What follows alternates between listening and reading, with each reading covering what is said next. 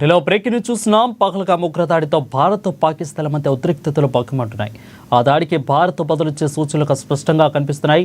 ఈ తరుణంలో మంగళవారం మరో కీలక సమావేశం జరిగింది. ప్రధాని నరేంద్ర మోడీ జాతీయ భద్రతా సలహాదారుడు అజిత్ డోబాల్ భేటీ అయ్యారు.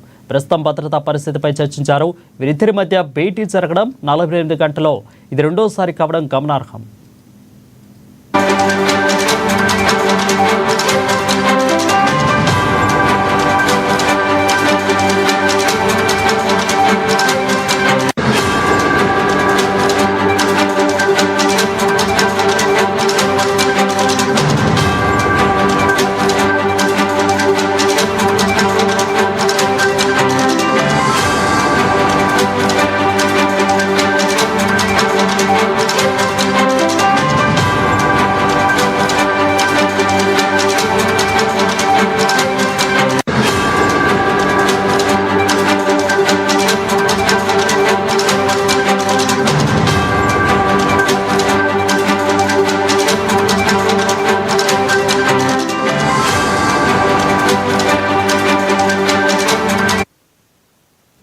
ఈ క్రమంలో కేంద్ర హోంశాఖ కూడా కీలక సమావేశం నిర్వహించింది.